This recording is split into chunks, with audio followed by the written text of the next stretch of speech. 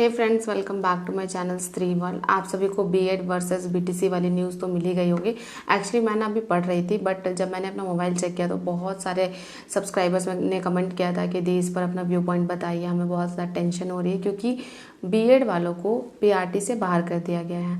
और supreme court ने जब ये फैसला सुना दिया है तो मुझे ऐसा लगता है कि हर स्टेट को इसे मानना ही पड़ेगा, क्योंकि जो भी सुप्रीम कोर्ट बोलता है वो हम लोग का लास्ट डिसीजन होता है। तो इसी वजह से सब लोगों को बहुत ज़्यादा कन्फ्यूजन हो रही है। तो मैं आपको बस यही बात कहूँगी कि एक तो मुझे बहुत ज़्यादा बुरा लग रहा है कि बीएड वालों को पीआरटी से बाहर किया गया, क्योंकि देखिए ईएमआरएस की जब वैकेंसी आई थी तो उसमें प्राइमरी में बीएड वालों को अलाउ नहीं किया गया था, तो हमने वो फॉर्म नहीं भरी। ईएमआरएस की वैकेंसी से हमारी कोई एक्सपेक्टेशन नहीं है। इसी तरह एनवीएस की वैकेंसी आई थी लास्ट ईयर, तो एनवीएस में से भी प्राइमरी में से बीएड वालों को बाहर रखा गया था, तो हमने वो फॉर्म फिल नहीं किया, उसके लिए मेहनत नहीं की, तो हमें कोई एक्सपेक्टेशन नहीं था कि एनवीएस का फॉर्म फिल करेंगे या वहाँ टीचर बनेंगे। बट केवीएस में हमें अलाउ किया गया। एक तो हमने फॉर्म फिल किया और ऊपर से आपको तो पता ही होगी फॉर्म का कितना ज़्यादा प्राइस था। फॉर्म फिल किया, बहुत सारी मेहनत की, मेहनत करने के बाद एग्ज़ाम दिया, स्कोर भी लगभग अच्छा किया, लेकिन जब रिजल्ट की बात आती है तो फिर ऐसे जब डिसीजन सुना दिए जाते हैं तो अंदर में बहुत ज़्यादा होपलेसनेस होती है, क्योंकि बुरा तो हमें लगेगा ही।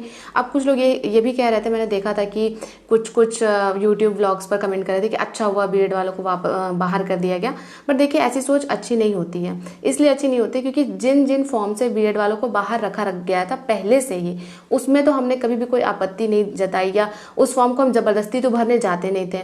लेकिन जिसमें अलाउ किया गया था, हमने भी, जैसे आपने मेहनत की, हमने भी बहुत मेहनत की थी, हमने भी बहुत ज़्यादा एनर्जी उसमें डाला था, बहुत मेहनत की थी। बट उसके बाद अगर इस तरह का रिजल्ट आता है या फिर इस तरह का डिसीजन सुनाया जाता है तो हमें होपलेसनेस आती है। और इस टाइम पे आपको एक एस्पिरेंट होने के नाते दूसरे एस्पिरेंट के साथ सहानुभूति होनी चाहिए, ना कि उसके ऊपर मजाक उड़ाना चाहिए कि अच्छा हुआ बीएड वालों को बाहर कर दिया गया। ये अच्छी बात नहीं है। आप बस इतना समझिए कि ये एक पॉलिटिकल स्टंट है। जब यूपी में वैकेंसी आई थी 69,000 टीचर की, तो वहां पर इलेक्शंस भी थे, इस वजह से बीएड वालों को अलाउ कर दिया गया ताकि सारा वोट जो है पॉलिटिकल पार्टी को मिल जाए।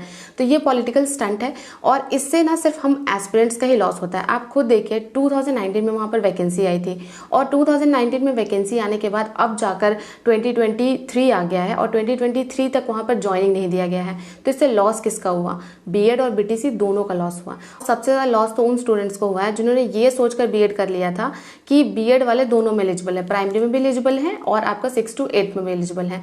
2019 में बहुत सारे स्टूडेंट्स ने यही सोचकर डीएलएड नहीं किया था और बीएड कर लिया था, उनमें से एक स्टूडेंट मैं भी थी। तो बताइए, अब हमारा ये लॉस है, इसकी भरपाई कौन करेगा? कभी कोई अध्यादेश ला दिया जाता है कि बीएड वाले हर जगह अलाउ होंगे, फिर कभी सुप्रीम कोर्ट ये डिसीजन ले लेता है कि बीएड वाले यहाँ से बाहर कर दिए जा रहे हैं। तो ऐसे में एक एस्पिरेंट को बहुत ज़्यादा परेशानी होती है। और अगर मैं बात करूँ बिहार टीचिंग एग्जाम की, तो देखिए बिहार सरकार की तरफ से ऑफिशियल स्टेटमेंट कुछ भी ऐसा अभी तक नहीं आया है, क्योंकि मुझे ना बहुत सारे कमेंट आ रहे थे जिसमें लिख रही थी मेरी सब्सक्राइबर्स की, मैं एग्जाम देने जाऊँ या नहीं जाऊँ, इसमें भी कन्फ्यूजन है क्योंकि सबका सेंटर ना बहुत दूर दूर दिया गया है। मुझे ऐसा लगता है कि मैक्सिमम लोगों का सेंटर बहुत दूर दूर दिया गया है। पर मैं आपको एक बात कहूंगी कि जब तक बिहार गवर्नमेंट की तरफ से कोई ऑफिशियल स्टेटमेंट ना आ जाए तब तक आप ये समझिए कि आपको प्राइमरी में अलाउ किया गया है। और ऑफिशियल स्टेटमेंट 1-2 दिनों के अंदर आ ही जाएगी और ऑफिशियल स्टेटमेंट आने के बाद सब कुछ क्लियर हो जाएगा। बट हाँ, बहुत ज़्यादा होपलेस मत होइए, आप पढ़ते रहिए। आपको जो नॉलेज है ना वो आपको बहुत काम देगा और कहीं ना कहीं तो ज़रूर काम देगा। तो अब देखते हैं कि आगे क्या होगा, क्योंकि बहुत सारी टीचिंग वैकेंसीज तो इस बार आने वाली थी। जैसे अगर DSSB की वैकेंसी आती है तो उसमें भी प्राइमरी से बीएड वालों को बाहर किया जाएगा। और अगर मैं बात करूँ कि बीएड वाले प्राइमरी की तैयारी क्यों करते हैं, तो इसलिए करते हैं क्योंकि बहुत बार सब्जेक्ट कॉम्बिनेशन जो मांगा जाता है टीजीटी के लिए वो हम फुलफिल नहीं कर पाते हैं। जैसे मेरा केमिस्ट्री ऑनर्स है बट मेरा सब्सिडरी मैथ्स एंड फिजिक्स है, तो मैं टीजीटी साइंस की फॉर्म फिल नहीं कर पाती हूँ क्योंकि उसमें जो सब्जेक्ट कॉम्बिनेशन होता है वो केमिस्ट्री के साथ बायोलॉजी मांगा जाता है, तो वो तो मेरा है नहीं। तो इस वजह से मैं प्राइमरी की तैयारी करती हूँ। और अगर मैं पीजीटी की बात करूँ तो मैंने मास्टर्स अभी कंप्लीट नहीं किया है, तो इस वजह से ही मतलब बहुत स्टूडेंट जो है वो प्राइमरी की तैयारी करते हैं। तो अब देखिए आगे क्या होता है, ये आपको 1-2 दिन में पता चल जाएगा कि बिहार टीचिंग एग्जाम में बीएड वाले बाहर होते हैं या अंदर होते हैं, ये आपको 1-2 दिनों में पता चल जाएगा।